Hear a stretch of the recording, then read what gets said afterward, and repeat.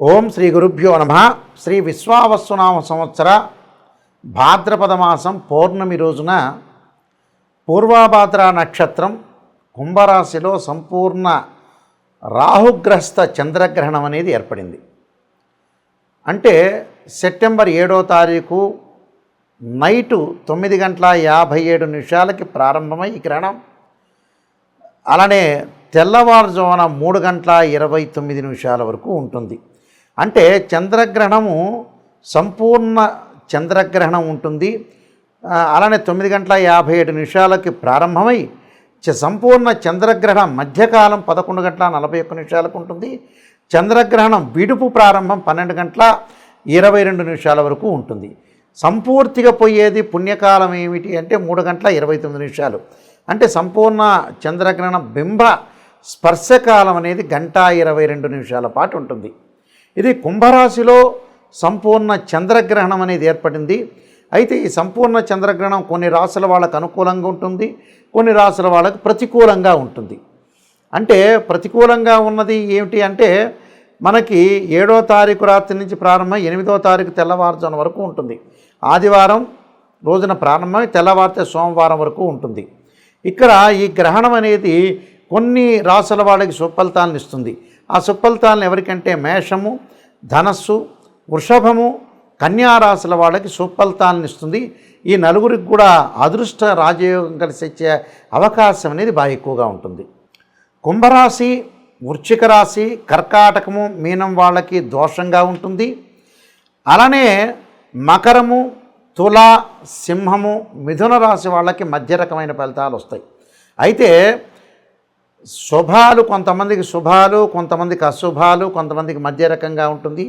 ఎలాంటి బాధపడాల్సిన అవసరమూ లేదు. ఇక్కడ కొంతమందికి అదృష్టంగాను, కొంతమందికి మధ్య రకంగాను, కొంతమందికి దోషంగా ఏర్పడుతుంది. ఆ దోషానికి సంబంధించిన పరిహారాలు కూడా చెప్తాను.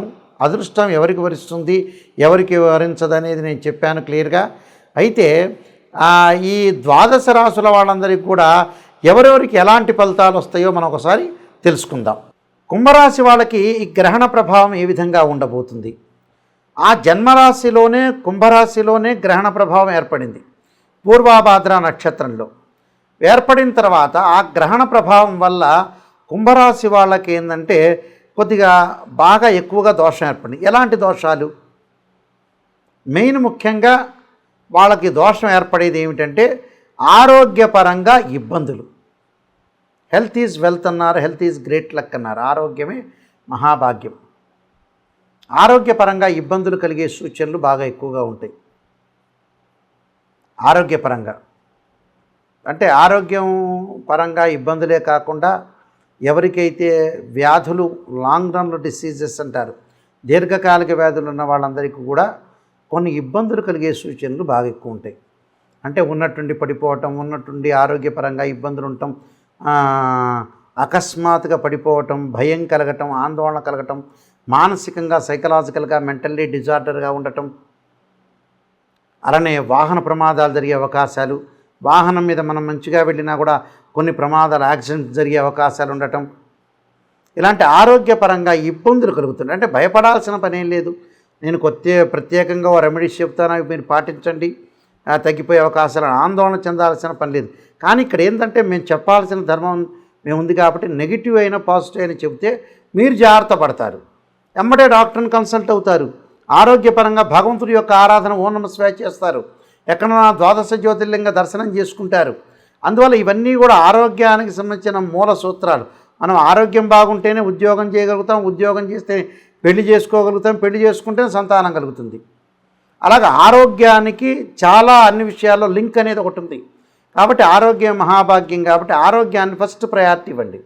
ఫస్ట్ ప్రయారిటీ ఇస్తే ఆరోగ్యం అనేది అనుకూలంగా ఉంటే మిగతావన్నీ కూడా మనం విజయం సాధించే అవకాశం ఉంటుంది. మెట్ల దగ్గర పడిపోవటం, కింద పడిపోవటం, ఉన్నట్టుండి తూలటం, బీపీ తక్కువ కావటం, షుగర్ తక్కువ కావటం, హార్ట్ సంబంధించిన విషయాల్లో కానీ ఇలాంటి అన్ని విషయాల్లో కూడా సమగ్రంగా హెల్త్ రిపోర్ట్ అనేది చాలా ఇంపార్టెంట్ ఈ రాశి వాళ్ళకి. మిగతావన్నీ పక్కన పెట్టండి. మిగతావన్నీ ఏవి జరిగినా కూడా గొడవలు, ఆర్గ్యుమెంట్స్ ఇరుగు పొరుగు వారితోటి కానీ కొలీగ్స్తో కానీ ఎక్కడా కూడా గ్రాస్పింగ్ పవర్ ఉంది కదా అని మనం ఆర్గ్యుమెంట్స్ చేస్తే వివాదాలతోటి వెళ్ళే అవకాశం ఎక్కువ ఉంటుంది. కాబట్టి మీరు లౌకిక విధానంగా వెళ్ళండి, మీకు మంచి సుఫలితాలు జరిగే అవకాశం ఉంది. నేను ప్రత్యేకంగా ఒక రెమెడీస్ చెప్పబోతున్నాను. ఆ రెమెడీస్ మీరు పాటించండి, మంచి జరిగే అవకాశం ఖచ్చితంగా ఉంటుంది. ఈ గ్రహణ మధ్యకాల సమయంలో ముఖ్యంగా చేయాల్సిన కొన్ని ప్రత్యేకమైన పరిహారాలు ఉంటాయి. మనకి ఈ సంపూర్ణ చంద్రగ్రహణం దోష ప్రభావం తగ్గాలి అని అంటే తగ్గటమే కాదు, అందరికీ కూడా మరింత మెరుగైన ఫలితాలు రావాలంటే కొన్ని ప్రత్యేకమైన పరిహారాలు చేసుకోవాలి. అంటే పరిహారం చేసుకోవాలంటే జన్మజాతకంలో చంద్రుడు ఎలా ఉన్నాడు, గ్రహస్థితి ఎలా ఉంది, ఆ రోజున పరిస్థితి గోచారీత్యా ఏ విధంగా ఉంది, ఏ దశలు జరుగుతుంది అనేది కూడా చూసుకోవటం కూడా చాలా ముఖ్యమే. అయితే ఏంటంటే అవి చూసుకున్నా చూసుకోకపోయినా ఎలాంటి విషయాలు మనం ముందుకు వెళ్ళాలో తెలుసుకుందాం. ముఖ్యంగా ఎలాంటి విషయాల్లో ముందుకు వెళ్ళాలంటే ఇక్కడ ఈ గ్రహణ సమయంలో పట్టు విడుపు స్థానం అనేది ఉంటుంది. అంటే గ్రహణం పట్టేటప్పుడు నదీ స్థానం కానీ సముద్ర స్థానం కానీ చేయాలి. అది కుదరని పక్షంలో ఇంట్లో స్నానం చేయటం కానీ చేసిన తర్వాత ఏదైతే మనం సాయంకాలం పూట 9:57 చంద్రగ్రహణం అనేది మనకు ప్రారంభం అవుతుంది. ఇది భారతదేశంలో కనపడుతుంది, న్యూయార్క్లో కనపడదు. ఈ గ్రహణం పట్టిన తర్వాత 9:57 స్నానం చేయటం అనేది చేయాలి. అలానే విడుపు స్థానం అంటారు. రాత్రి 12:22 విడుపు స్థానం అంటారు. అంటే విడుపు స్థానం అంటే ముగింపు చివరికి ఎప్పుడు ముగింపు అవుతుందంటే 1:26 ముగింపు అవుతుంది. అంటే 1:26 స్నానం చేయాలి. అంటే 9:57 ఒక స్థానం, 1:26 ముగింపు స్నానం చేయాలి. చేసిన తర్వాత ఇక్కడ ఓం నమః శివాయ పంచాక్షరి చేసుకోవటం, ఆ గ్రహణ సమయ కాలంలో జపం చేసుకోవాలి. ఎప్పుడు కూడా గ్రహణ సమయ కాలంలోనే జపం చేయాలి. ఎలాంటి జపం చేయాలి? ఓం నమః శివాయ పంచాక్షరి, అలానే ఓం నమః శివాయ పంచాక్షరితో పాటు రుద్రగాయత్రి మంత్రం, తత్పురుషాయ విద్యే మహాదేవాయ ధీమహే తన్నో రుద్ర ప్రచోదయాత్ అనే మంత్రాన్ని చక్కగా చదువుకోవటం, ఓం నమో నారాయణాయ నమః అనే మంత్రాన్ని చదువుకోవటం, రాహుగ్రస్తమైన చంద్రగ్రహణం ఏర్పడటం వల్ల తప్పకుండా చేయాల్సింది ఏంటంటే సుబ్రహ్మణ్య స్వామి యొక్క ఆరాధన. తత్పురుషాయ విద్యే మహాసేనాయ ధీమహే తన్నో షణ్ముఖ ప్రచోదయాత్, నాగరాజాయ విద్యే పృథ్వీధరాయ ధీమహే తన్నో సర్ప ప్రచోదయాత్ అనే మంత్రాన్ని కూడా చదువుకోవాలి. చక్కగా దర్భాసనం మీద కూర్చొని రుద్రాక్షమాలతోటి ఏ మంత్రం రాకపోయినా ఓం నమః శివాయ అనే పంచాక్షరి మంత్రాన్ని చదువుకోవటం వల్ల అన్ని రకాల సమస్యలు తొలగిపోతాయని అర్థం.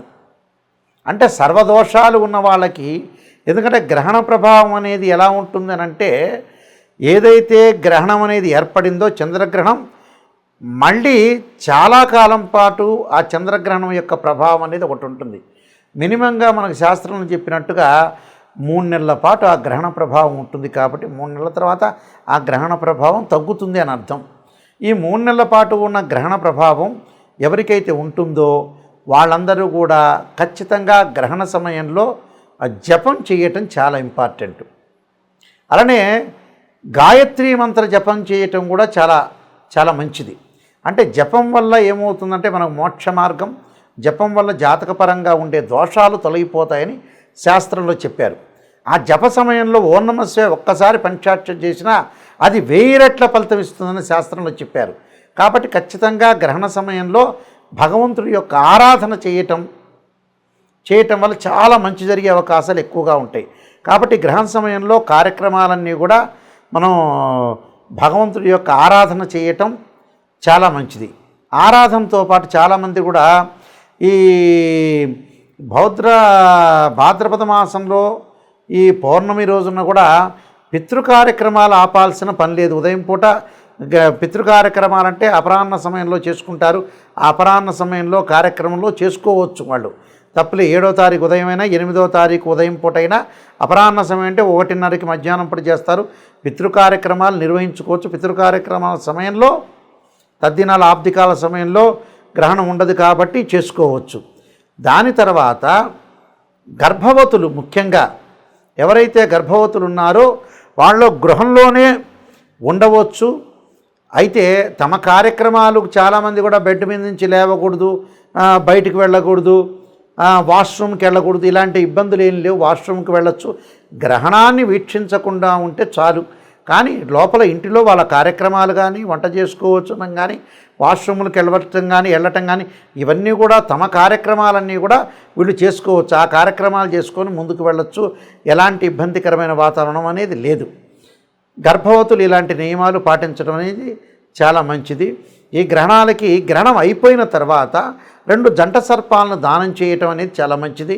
2 జంట సర్పాలని, అలానే వస్త్రాన్ని, గుడదానము, అలానే నెయ్యి దానము, నేను చెప్పిన ఎవరైతే రాసుల వాళ్ళకు అనుకూలంగా లేదో వాళ్ళు దానం చేయొచ్చు. అంటే ఆజ్యదానం, గుడదానం, వస్త్రదానం, సర్పదానం, అలానే బియ్యం దానం లేక ఒడ్లు దానం, అలానే మినుములు, ఉలవలు దానం చేయటం చాలా మంచిది. ఈ దానం వల్ల మంచి జరిగే అవకాశం ఖచ్చితంగా ఉంటుంది. మీ అందరికి కూడా మంచి జరగాలని ఆశిస్తూ సర్వే జనా సుఖినో భవంతు.